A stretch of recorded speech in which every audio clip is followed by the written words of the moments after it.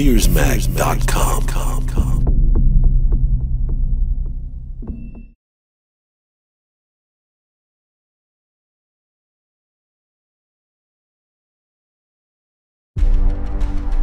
Mr. Renfield, welcome. I am Dracula. You will make a very good assistant. No! He's evil. We will protect you! You have the word of the most trusted institution on earth, the Catholic Church.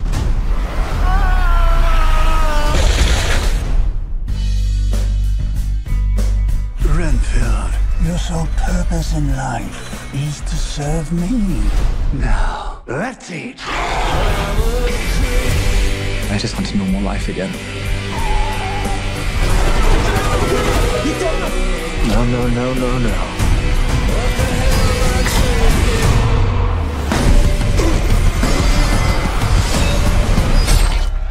God bless you, Mr. Renfield. Oh, God bless you, nun. You're a hero. Robert Montague Renfield. Let me explain. I work for Dracula. Count Dracula? It's the real fucking Dracula! Some call me the Dark Woman.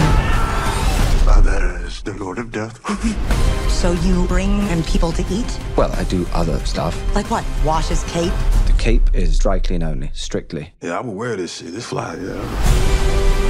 Look, I don't think he's such a bad guy, but you're never really gonna be free until you face him. I will no longer tolerate abuse. I deserve happiness. Let me explain something to you, okay? You deserve only suffering. I will unleash an army of death. Everyone you care about will suffer because you betrayed me. We have to stop him before sunset.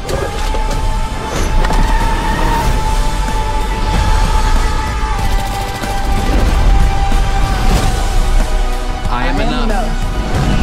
I deserve happiness, and I take full charge of my life today.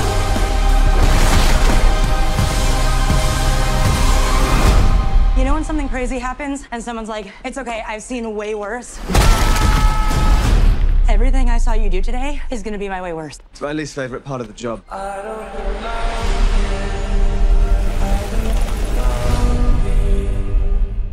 My first initial reaction when I read this was, this is brave.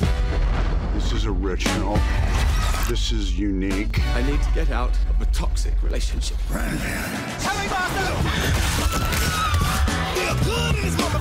You have the most narcissistic boss imaginable, who's also a powerful, blood-sucking vampire. Hello, Renfield. Marvelous attire. The codependency is toxic, but there's a level of love there. Care, feeding. You're like the guy that gets the villain's Postmates. Is it yummy?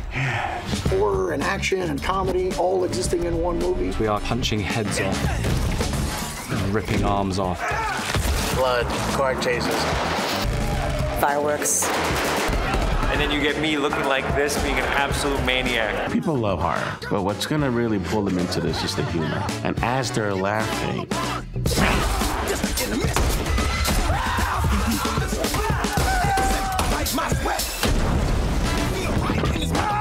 can hit that bullseye of comedy and horror. You've got something quite special, quite delicious. Let's eat. He's an iconic actor. He's doing such wonderful work through his lifetime. Hello, Renfield. And I was so excited when he was cast. Servant! I'm coming, Master! You need someone for this role who's really gonna invest time and commitment and really go for it. Let's eat. There's a fine line here of tragic comedy. I think Nick Hoult's approach is vulnerable, and I like that. Big yes. I worked with him on Weatherman. He played my son. He has this handsome physique and face and very soulful eyes. Always there's something going on, and he's bringing it. I don't think I was eager. I think that you caught me at a low moment and you maybe manipulated me. You caught me at a low moment. No. So he's got this Chaplin-esque comedic charm and this really vulnerable, soulful quality. It's very effective on camera. It's been truly one of the highlights of my career watching Nick Cage play Dracula. Master, you okay? It's the real fucking Dracula! started our process of sculpture and castings. We created all of Dracula's dentures and his nails with 3D printing. When I first saw Cage in the getup, I definitely got the chills. Nick Cage was in this makeup for 14 hours easily every day. He's such a fan that he enjoys every minute of the process because it allows him to become that character. I am Dracula. Christian, through his makeup, has brought something compelling and real and magical at the same time. Let's eat. Goes to such a zone. You can't help but be shocked. You were shocked. Never punched a head off before. Let's have blood squirting out of everybody. Like that, do you? The most bloody stuff ever. Exploding humans. The X Factor is you get Nick Cage. It's fucking Dracula! Nick Cage is playing Dracula. It's fucking Dracula! Fuck! He is very scary. Let's eat. This is getting more exciting by the minute.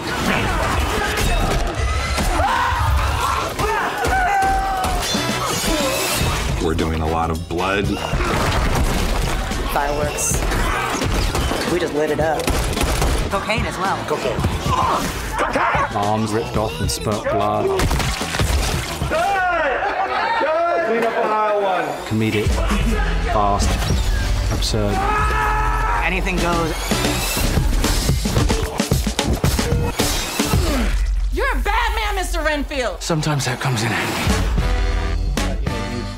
He's an incredible cinephile. He loves movies. He loves Dracula. He loves horror movies.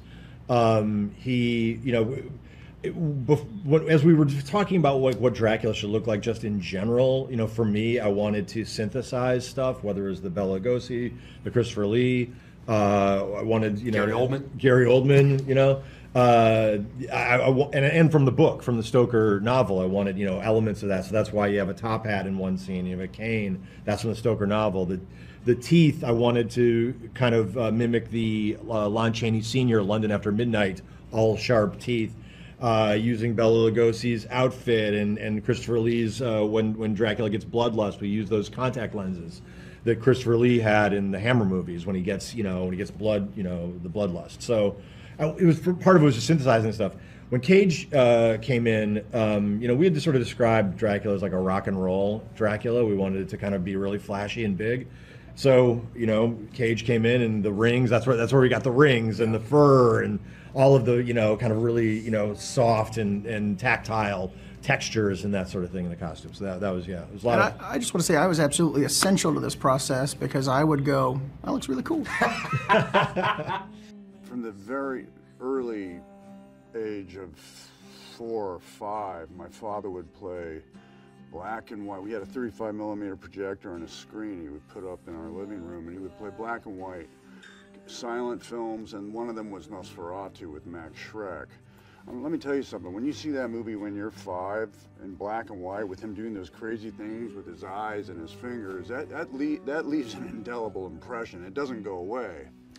And so with this movie, I wanted to bring a little bit of my appreciation of the effect his performance had on me, that flavor, but also my father. My father, in his own right, was a strong presence and a very elegant man who spoke with a mid-Atlantic accent and possibly intelligent. He always knew he was the smartest man of any room he walked in. So I thought, well, Dad would be a pretty good model for this character. So I was playing with that, and then, believe it or not, I thought, you know what, let's open this up a little bit. Let's look at some of the great female performances that I think might be applicable to this version of Dracula. And for some reason, because of this toxic relationship that Renfield and Dracula have in this movie, I was thinking about the relationship that Anne Bancroft's character had with Dustin Hoffman in The Graduate, and so her voice started coming into my mind, which I'm very happy about. So we have some direct borrowing from Yes, he does. Don't you think he looks like the kind of guy who has to find him off? Yes, he does. You need someone for this role who's really going to invest time and commitment and really go for it.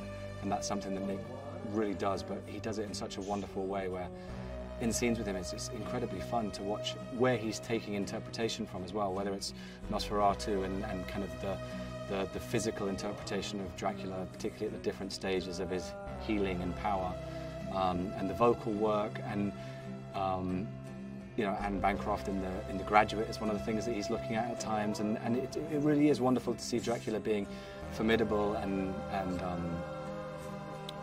horrendous, but also kind of quite manipulative, and that's what this story really goes back to, is this, you know, this toxic relationship between the two of them.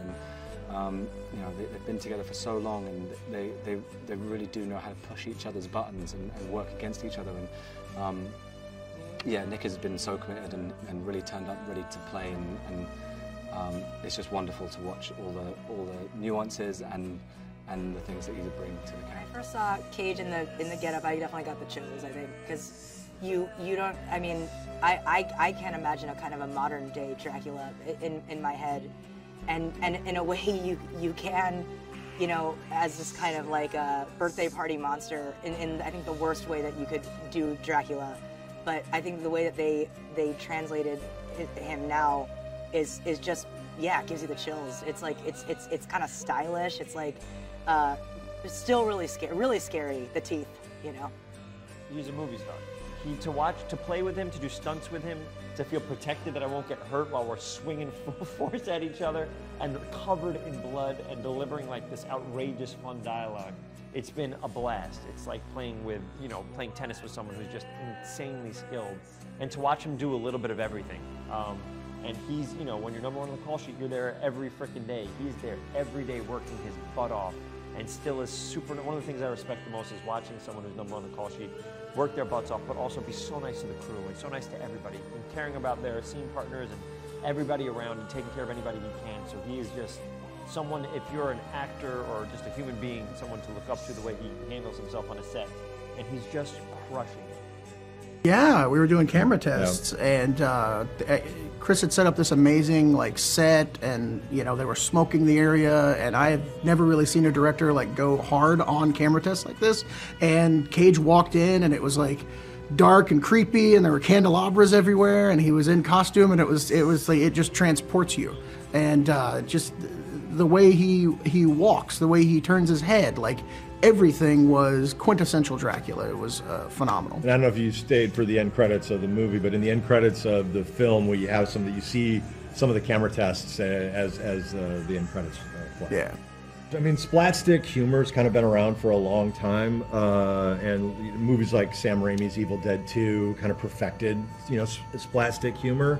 So I think that I think that there's like a natural connection between humor and horror, and I think even the way. Just from a structural standpoint, the way you develop a scare and the way you develop a joke, oftentimes are the very same kinds of things. They're just you're sort of one is something that's shocking, one makes you laugh. But yeah, I mean, splastic horror has always been something that for me is I just didn't, you know, some of my favorite movies have, you know, Shaun of the Dead and things like that. It's a horror action movie, and that's something that Chris McKay really wanted to lean into, that element of the. We could be punching heads off and ripping arms off and all these kind of things that you don't see in a lot of movies, which is really, I think it's really fun, which is an odd thing to say about doing that sort of stuff. But again, Christian Tinsley's special effects makeup branch have done an incredible job of making all that stuff practical, which, you know, a lot of the time in movies that would be a digital effect, but they've kind of built like arms that can be ripped off and spurt blood, and the same with head. I've never punched a head off before, and I got to do that on this, so that was you know, one thing off the bucket list.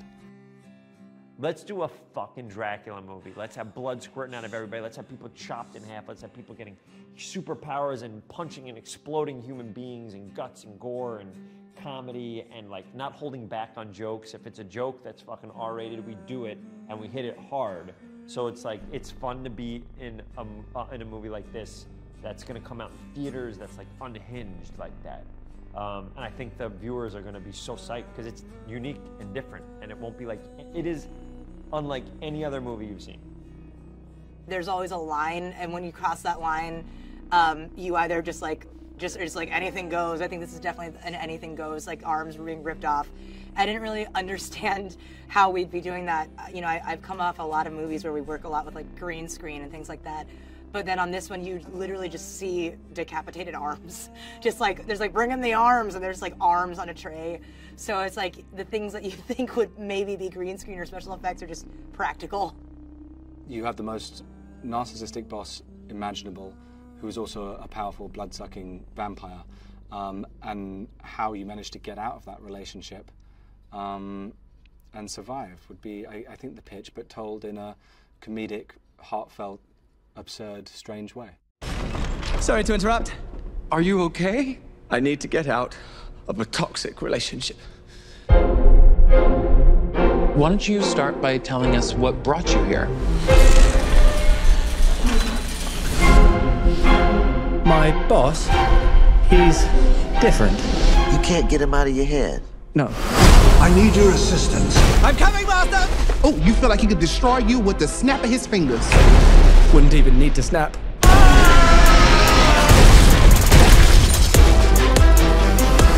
Okay. That sounds familiar. Yeah, what? Renfield, bring me innocent victims. I want a handful of nuns, a busload of cheerleaders. And I just want a normal life again. But this modern world is a dangerous place. No, no, no, no, no.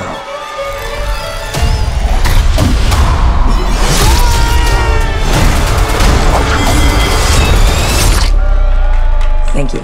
You saved my life. Did I watch you cut a guy's arms off with a decorative serving platter? It's all in the wrist. Let me explain. My boss gave me this power. In return, I tend to his needs, including care, feeding. You bring in people to eat?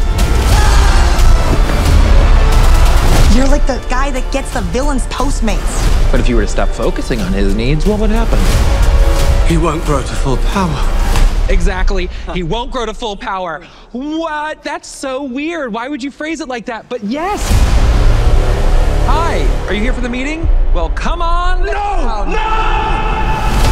Some call me the Dark One, others the Lord of Death. To most, I am Dracula. Okay, obviously we're dealing with a little bit more than just narcissism here. Now, let's eat.